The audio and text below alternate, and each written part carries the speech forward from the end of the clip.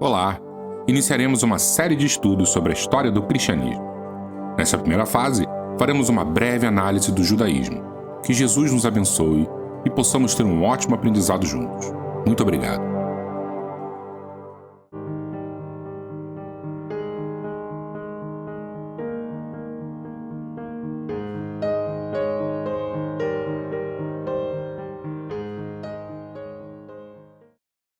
Neste início, voltaremos bastante no tempo. Falaremos sobre a Mesopotâmia, o berço da nossa civilização. Deixando de ser caçador e coletor, o ser humano sedentarizou-se às margens dos rios Tigre e Eufrates, propiciando a Revolução Agrícola. Grandes grupos civilizacionais são formados, como por exemplo a Suméria, e através da criação da escrita, podemos agora gravar nossos primeiros textos e dar início à história da humanidade. Surge então, nessa especial região entre os rios, especificamente na Babilônia, um rei chamado Hammurabi. Hábil guerreiro, conquista diversas cidades, funda o primeiro império babilônico e cria o Código de Hammurabi, aquele que se baseava na lei de Talião ou da retaliação, isto é, para cada crime cometido, uma pena equivalente, evitando assim revides desproporcionais. E é também nesse período e contexto que aparecerá a figura bíblica de Abraão, o primeiro patriarca da antiguidade. Abraão sai da cidade de Ur, ali mesmo na Mesopotâmia, e segue para a Terra Prometida, onde hoje é a Palestina, sob inspiração divina. Assim, e a partir dele, inicia-se a formação do povo hebreu, dando início à belíssima e mais tradicional religião monoteísta, o judaísmo. Seguindo a genealogia de Abraão, nós teremos seu descendente direto Isaque, e depois seu neto Jacó, que teve uma dúzia de filhos. Jacó, depois conhecido como Israel, tinha um filho preferido, causando assim muita inveja na sua família. Ele se chamava José. Um dia, o filho predileto caiu numa armadilha e fora vendido como escravo para o Egito, pelos próprios irmãos enfurecidos e cegos de ciúme. E José, com sua grande inteligência e intuição, passou de prisioneiro a uma espécie de primeiro-ministro do faraó egípcio, acumulando enormes poderes e responsabilidades. Uma grande seca e fome assolou toda a região, mas o Egito, pela influência direta do administrador israelita, manteve a população bem alimentada todo o tempo.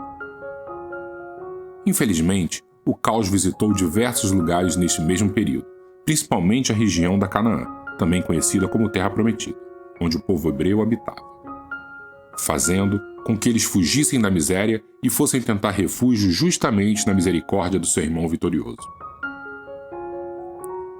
José, cheio de compaixão, perdoa seus familiares e acolhe todo um povo faminto que chega ao Egito. Os séculos passam, essas histórias acabam sendo esquecidas, e quem não é lembrado não é respeitado. Assim, o povo hebreu torna-se escravo nas terras distantes do Egito. E é nesse cenário de falta de liberdade que Deus nos envia o responsável pela primeira grande revelação, Moisés. Segundo o livro do Êxodo, Moisés foi adotado pela filha do faraó, que o encontrou dentro de um cesto, enquanto se banhava no rio Nilo, e o educou na corte como príncipe do Egito. Na idade adulta, após ter matado um feitor egípcio levado pela cólera, é obrigado a partir para exílio, a fim de escapar à pena de morte. Décadas depois, no Monte de Horebe, ele tem uma revelação divina e compreende sua enorme missão: libertar o povo de Israel e levá-los à terra que fora prometida a Abraão. Durante 40 anos, conduz o povo hebreu na peregrinação pelo deserto. Ainda segundo a Bíblia, neste grande período de tempo, recebeu no alto do Monte Sinai as tábuas da lei de Deus, contendo os 10 mandamentos. Estas leis morais regulamentavam a relação do ser humano com o Criador e com o seu próximo. Além das diretrizes divinas, Moisés também apresentava um código de regras civis, baseado na mesma lei de Talião descrita no início do estudo, o famoso olho por olho, dente por dente. Moisés liderou seu povo, que fora dividido em 12 tribos. Essas tribos nada mais eram que as unidades patriarcais originadas dos 12 filhos de Jacó, aquele citado anteriormente no nosso estudo. E mais tarde, seu sucessor Josué tomou para si a tarefa de coordenar a tomada de Canaã. Para que ocorresse de maneira ordenada, a terra prometida fora dividida em uma dúzia de territórios. Como não existia um verdadeiro poder central, pois cada tribo governava a si própria, os líderes nacionais, que se designavam juízes, tinham um poder muito frágil e só conseguiam unir as várias tribos em caso de guerra com os povos inimigos. A união entre elas era tão delicada que por vezes até guerreavam entre si. Cansados destas situações, os clãs israelitas resolveram unir-se e instaurar uma monarquia. O profeta Samuel, o último dos juízes, designou Saul, da tribo de Benjamim, como o primeiro rei de Israel. Após Saul, teremos Davi, e depois o rei Salomão. Neste período, a monarquia viveu dias de paz, prosperidade e desenvolvimento cultural. Diversos edifícios públicos foram construídos, entre eles o primeiro Templo de Jerusalém.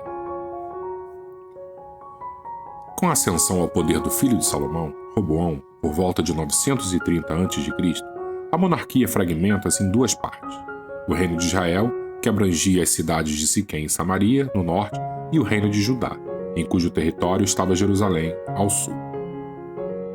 O reino de Israel e Judá, agora cada um com sua administração local, travavam grandes disputas, um querendo conquistar o outro, até que por volta do ano 730 a.C., o exército da Assíria, outra civilização mesopotâmica, invadiu Israel conquistando. O reino de Judá conseguiu finalmente paz, podendo se desenvolver. Mais de um século se passa e agora é a Babilônia, com o rei Nabucodonosor II, que empreende uma campanha militar contra um dos reinos, desta vez o de Judá. Conquistam Jerusalém em 597 a.C. e aprisionam toda a população, dando início ao período conhecido como Cativeiro da Babilônia. Estes dois eventos, tanto a conquista assíria como a babilônica, serviram para acirrar mais ainda os ânimos entre os reinos. O de Israel ficou estigmatizado, por exemplo, por ter se desvirtuado das características religiosas tradicionais, fato que não ocorrera no reino de Judá, mantendo-se sempre fiéis seguidores das leis cerimoniais de Moisés. Isto nos explica o porquê dos judeus odiarem tanto os samaritanos. A Samaria, como podemos perceber, era a capital do reino de Israel. O período de cativeiro babilônico terminou no primeiro ano de reinado de Ciro II, após a conquista persa da cidade da Babilônia. Em consequência do decreto de Ciro, os judeus exilados foram autorizados a regressar à terra de Judá, em particular a Jerusalém, para reconstruir o templo. Vale ressaltar que antes da invasão assírio-babilônica, a religião judaica se concentrava no templo, na oferta e sacrifício de animais. Quando o povo foi levado cativo, eles não podiam mais oferecer esses sacrifícios. Não havia mais templo. O foco da religião virou então a leitura das Escrituras. Assim, começaram a ser concebidos pequenos espaços para o estudo sagrado, as chamadas sinagogas. E à medida que esses locais eram criados, necessitava-se de mais pessoas capacitadas a ler, interpretar e explicar ao povo. Precisava de gente para escrever mais cópias desses ensinamentos. Surge então a figura dos escribas, que eram os copistas dos ensinos de Deus. Eram aqueles também que, de tanto transcrever as Escrituras, acabavam virando grandes conhecedores da lei divina. Somente 400 anos depois dos escribas que surgem os fariseus, uma seita contra a aculturação judaica, principalmente causada pela influência grega e romana, querendo manter a pureza da religião hebraica. Mas esse tema vamos abordar somente no nosso próximo estudo. Fique com Deus e que Jesus nos abençoe hoje e sempre. Muito obrigado.